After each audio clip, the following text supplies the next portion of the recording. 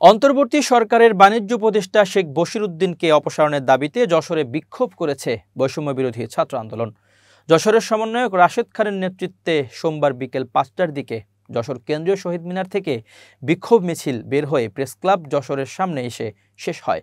সেখানে ঘণ্টাব্যাপী বিক্ষোভ করেন তারা। পরে সংক্ষিপ্ত সমাবেশে বক্তব্য রাখেন বৈষম্য বিরোধী ছাত্র আন্দোলনের সমন্বয়ক রাশেদ খান, প্রতিনিধি মারুফ হোসেন, BM আকাশ, সোয়াইব হোসেন, আল মামুন লিখন ও নুর ইসলাম প্রমুখ। সমাবেশে সমন্বয়ক রাশেদ খান বলেন, শেখ বশিরউদ্দিন উপদেষ্টা হওয়ায় যশোরের মানুষ হিসেবে আমাদের খুশি হওয়ার কথা ছিল, কিন্তু তিনি সরাসরি বৈষম্য বিরোধী ছাত্র আন্দোলনের সময় ছাত্র জনতা হত্যায় জড়িত ছিলেন।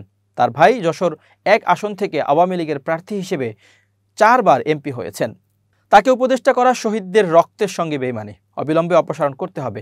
একই দাবিতে রবিবার গভীর রাতে বৈষম্য বিরোধী ছাত্র আন্দোলনের নেতাকর্মীরা শহরের দরাটানা মোড় থেকে মিছিল বের করেন। মিছিল শেষে তারা দরাটানা ভৈরব চত্বরে পথসভা করেছেন। এদিন সন্ধ্যায় অন্তর্বর্তী সরকারের বাণিজ্য উপদেষ্টা হিসেবে শেখ বশিরউদ্দিন শপথ নেন। যশোরের সন্তান শেখ বশিরউদ্দিন দেশের বৃহত্তম শিল্পগোষ্ঠী আকিজ গ্রুপের ব্যবস্থাপনা পরিচালক ও গ্রুপের প্রতিষ্ঠাতা শেখ আকিজ উদ্দিনের ছেলে। তার ভাই শেখ আফিল উদ্দিন যশোর ১ আসন থেকে আওয়ামী লীগের মনোনয়ন নিয়ে ৪ বার সংসদ সদস্য হয়েছেন।